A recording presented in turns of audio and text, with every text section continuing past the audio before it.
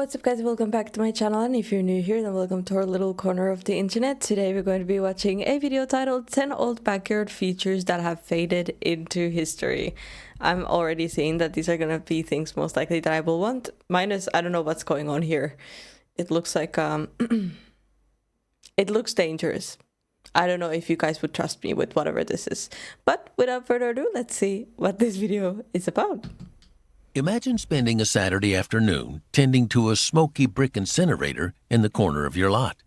Or perhaps you spent your summers dodging heavy metal lawn darts while the smell of charcoal wafted from a permanent stone grill. Here are 10 old backyard features that have faded into history. Backyard incinerators were a common sight in American neighborhoods during the 1940s and 1950s. Serving as the primary way for families to dispose of household waste. These structures were typically... I was just about to say maybe it's to burn trash, but that must have smelled awful. ...made of brick, concrete blocks, or heavy-duty wire mesh, and they were used to burn everything from paper and cardboard to food scraps and yard debris. Before the widespread adoption of municipal trash collection services, the sight of smoke curling up from every backyard on a Saturday morning was a standard part of suburban life. Families took pride in keeping their yards tidy by regularly burning their refuse, often using long metal pokers to stir the embers and ensure a complete burn. However, as urban populations grew and concerns about air quality and fire safety intensified, cities began to pass ordinances banning the practice. By the late 1960s, the smell of burning trash had largely been replaced by the sound of garbage trucks rumbling down the street, leaving these old stone and brick chimneys to crumble or be repurposed as planters. Permanent brick Being left to crumble. I mean, you could use it like I don't know, to make pizzas in the backyard. Oh, you have brick barbecues apart? Oh, you cannot really cook food in waste. In burning waste, but I mean you could reuse it for something, right? Well, make it a fire pit, I don't know. Barbecue pit was the centerpiece of the mid-century American backyard, representing the post-war boom of outdoor entertaining.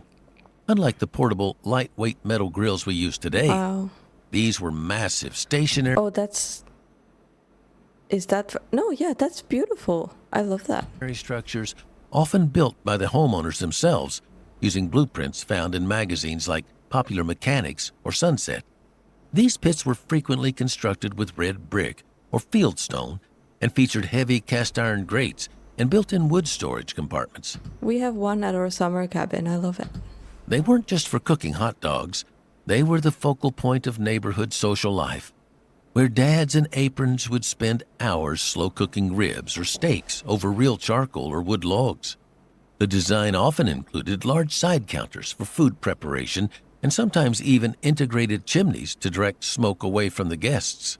As the 1970s approached, the convenience of portable kettle grills and the eventual rise of gas-powered units made these permanent masonry giants seem bulky and unnecessary.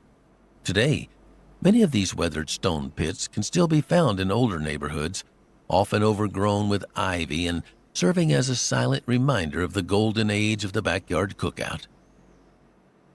Vintage metals. It's so cool to think though that at one point that was constructed, it was brand new, they used it for the first time, it was exciting, people gathered around. It's beautiful.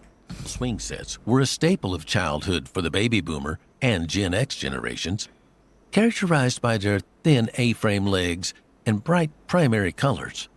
These sets were often made of hollow steel tubing that would become incredibly hot under the summer sun, turning the metal slide into a test of endurance for any child wearing shorts. Unlike modern plastic and wood play sets that emphasize safety and soft landings, the old metal sets were usually anchored directly into the grass or dirt. This just reminded me, yeah, when I was a child, that the toboggan, the slides, that was a near-death sentence. I mean, you'd never know how you'll get down from there. Simple metal stakes. They often featured a glider seat for two children to pump back and forth, a set of rings or trapeze bar, and the classic creak, creak sound that echoed through the neighborhood as kids tried to swing high enough to make the legs lift off the ground. Over time, the paint would chip away, exposing the rust beneath, and the chains would pinch small fingers if you weren't careful. Oh my By the God. 1990s, Oh my God, this gives me so many memories. Yeah, when you would pinch your skin in the middle. Oh my goodness. That hurts. I also stuck I told you guys already in another video, I stuck my tongue once in one of these metal bars when it was winter in Finland. I was in the kindergarten and I got stuck. these rickety steel structures were largely phased out in favor of more elaborate, safety-rated wooden fort systems with plastic components and rubber-mulched landing zones. The Rotary clothesline, most famously known as the Hills Hoist, was once an essential fixture in the American backyard, symbolizing a time when the scent of sun-dried laundry was the norm. These large, umbrella-like structures consisted of several lines of wire or rope strung between metal arms that could be hoisted up to catch the breeze. Why did they stop On laundry there? days, the backyard would be transformed into a sea of white sheets and colorful clothing, all fluttering in the wind as the hoist slowly rotated. It was a chore that required a certain level of skill, from knowing exactly how to use a clothespin to timing the wash so it would dry before the afternoon rains. For children, the Rotary clothesline doubled as a makeshift merry-go-round, as they would grab onto the arms and run in circles until the laundry was a tangled mess. I have definitely seen one of these before. The rise of the automatic clothes dryer in the late 20th century, combined with the Suburban Homeowners Association's banning visible laundry lines, led to the decline of this iconic feature. While some still prefer the freshness of air-dried linens, the sight of a spinning hoist full of laundry has become a rare glimpse into the past. In-ground trash cans were a clever, if somewhat forgotten, innovation designed to keep the backyard looking pristine and free from the sight of unsightly garbage. These systems consisted of a heavy What? metal cylinder buried in the ground, usually near the back door or the edge of the patio. I have never seen this, but this is genius. Why? Why not? The foot pedal operated lid that sat flush with the surface. When you stepped on the pedal, the heavy iron lid would flip up, allowing you to drop your trash into a removable galvanized steel bucket hidden below. This design was particularly effective at keeping neighborhood dogs and raccoons out of the refuse, and it prevented the wind from knocking over cans and spreading litter across the lawn. However, they were difficult to maintain, as the metal buckets would eventually rust through and the underground pits would fill with water or debris. As plastic trash bins with wheels became the industry standard for municipal pickup, these sunken I mean, that makes sense, but that could maybe be brought back in a different way. receptacles were filled with concrete or Like if it was a airtight container, like watertight container made out of plastic put inside of the ground, and then you can lift it up and there's another bucket inside where you would put the trash that you can also take out of the airtight, then that would fix the issue, and also it would be out of the way. Another business idea, you can steal that one. I'm never going to do that one. simply paved over.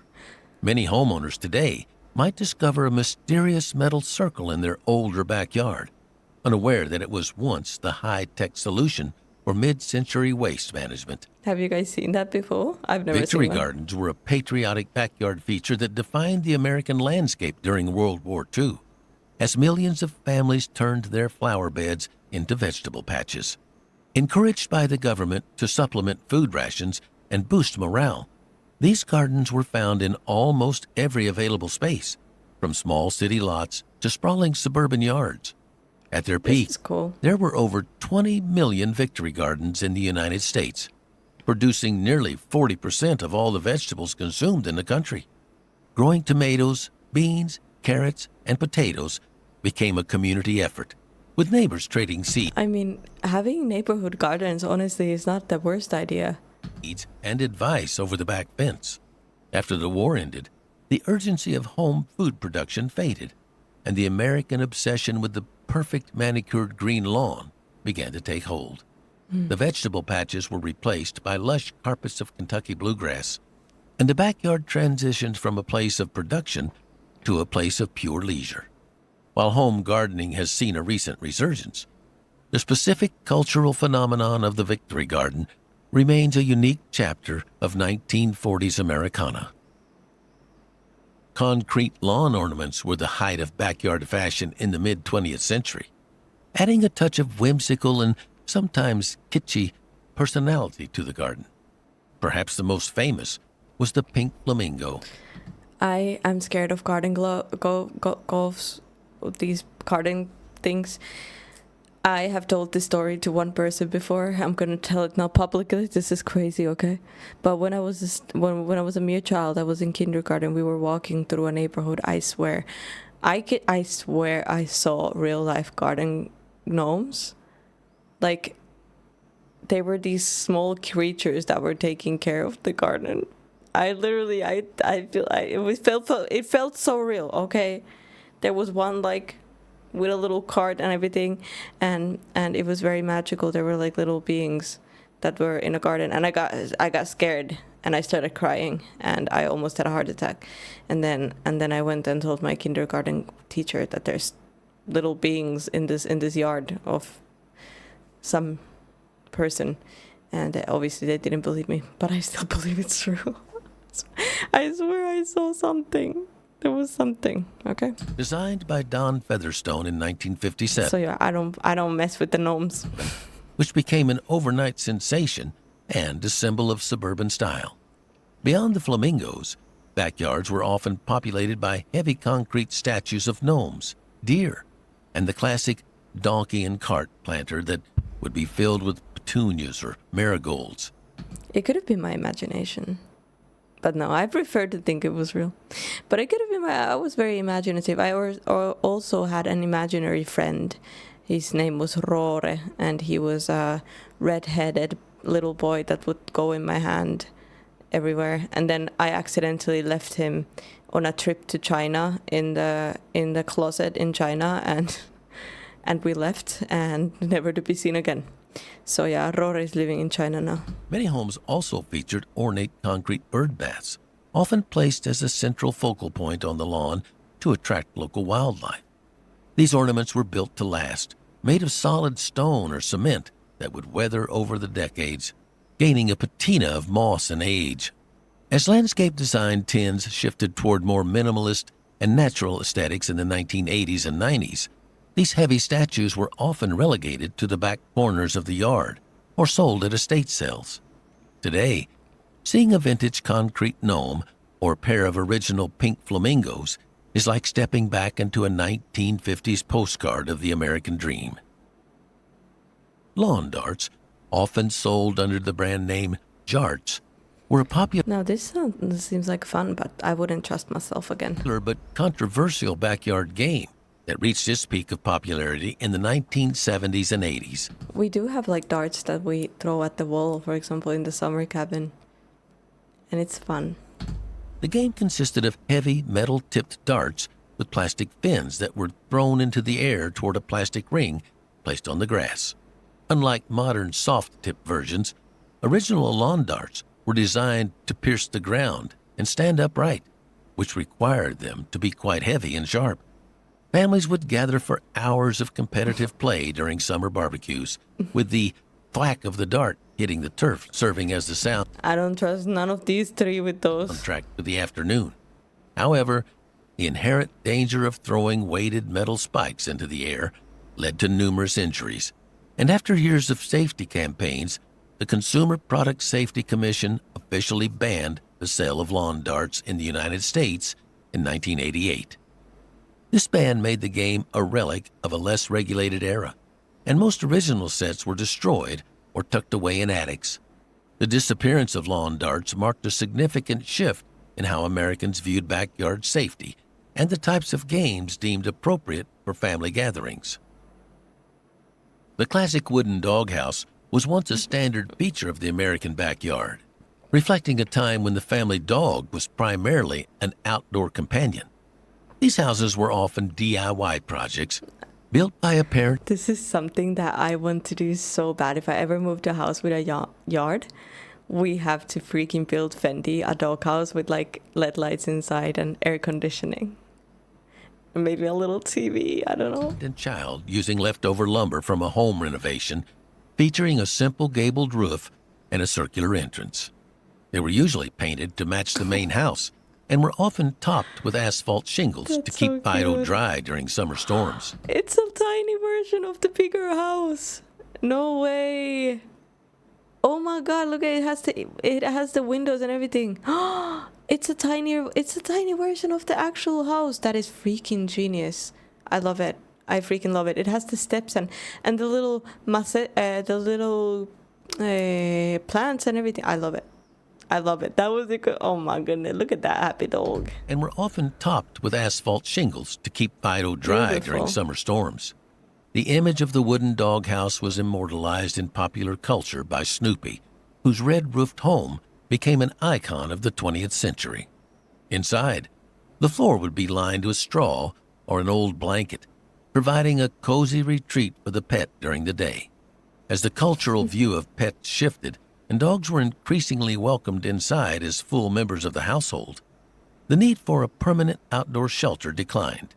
Modern pet owners typically opt for portable plastic crates or indoor beds, leaving the traditional Boring. wooden doghouse to fade into the realm of backyard nostalgia. Boring. Horseshoe pits and badminton nets were the go-to backyard sports for generations, providing simple, low-tech entertainment for guests of all ages. A proper horseshoe pit required 2 iron stakes driven into the ground exactly 40 feet apart, usually surrounded by a wooden frame filled with sand or clay. The clink of a metal horseshoe hitting the stake was a sound that defined the summer afternoons, often accompanied by the cheering of neighbors gathered round to watch a ringer. Similarly, the backyard badminton set was a common sight, with its thin white net stretched between 2 flimsy metal poles and the distinctive thwack of the racket hitting a feathered shuttlecock. These games didn't require much equipment or a perfectly manicured field, making them accessible to almost everyone. Over time, these traditional pastimes were largely replaced by newer trends like cornhole, spikeball, or the installation of permanent swimming pools and outdoor kitchens. While you might still find a set of horseshoes in a grandparent's garage, the dedicated backyard pit has largely disappeared from the modern suburban landscape. So, if you could bring back one feature to your own backyard, which would it be? Drop a comment down below to tell us your favorite memory of the great outdoors. These were all so nice. It was a good time. I'm so glad that I lived my childhood before all this. Well, it was already in the era when we had the family computer in the living room and all that, but it wasn't as big as it is now. And I'm really happy that I got to live those outdoor childhood memories, because I feel like nowadays it's a bit different. I mean, people still obviously go outside and play outside and all of that, but it was just different. There was something so magical about being a child and living these things, and I bet as an adult as well, maybe it was the same type of feeling. I kind of wish maybe I was born in the wrong era, but if it wasn't for this era, I wouldn't be where I'm now. So I'm also grateful that everything is as it is. But yeah, I would bring most of them back, especially the dog houses. I love that. I want to build one so freaking bad. I love building stuff. Building a miniature dog house, come on. I love it. Well, not miniature, my dog is pretty big, but anyways, guys, thank you for joining me for this video. I really hope you enjoyed it. Please leave your thoughts in the comments below. Leave some memories in the comments. What would you like to bring back? And yeah, leave a like, subscribe if you haven't yet, and I'll see you guys in the next video. Bye!